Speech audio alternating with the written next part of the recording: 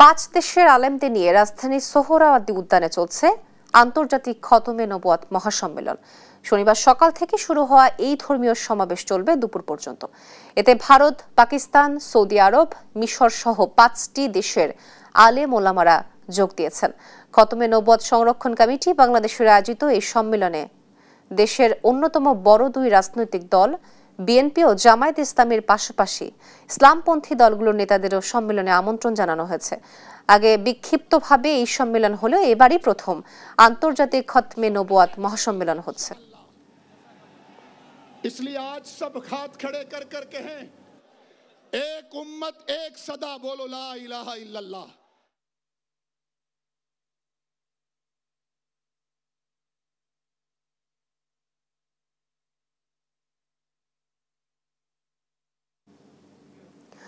রাজধানীর সোহরাওয়ার্দী উদ্যানে চলছে খতমে নবুয়াত মহাসম্মেলন। এ নিয়ে আরো জানাতে সেখান থেকে যুক্ত হচ্ছেন সহকর্মী ফররুখ বাবু। বাবু, এখন কি আনুষ্ঠানিকতা চলছে এবং বক্তারা কি বয়ান রাখছেন, বিস্তারিত জানাবেন।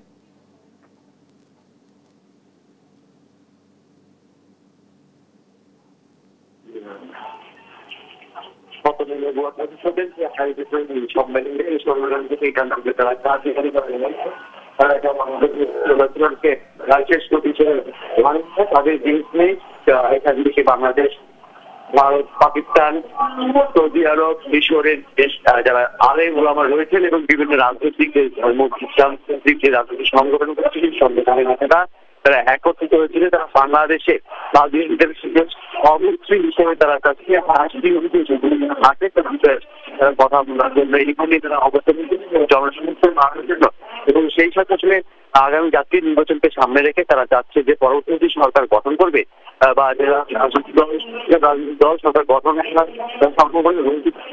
তারা এখানে পাওয়ার কিছু তাদের কাছে তারা সাথী জানিয়েছেন যাতে পরবর্তীতে রাষ্ট্র ক্ষমতা আসলে যেন সাহাবিয়ানদের অমুক্তি ঘোষণা করা হয় এবং সেক্ষেত্রে তারা বলার চেষ্টা করছেন যে তাদের যে ব্যবসা প্রতিষ্ঠান আছে সেই ব্যবসা প্রতিষ্ঠান তারা দলজন থেকে তারা একটা জনমত করার চেষ্টা করছে। তো এই জন্য এখান থেকে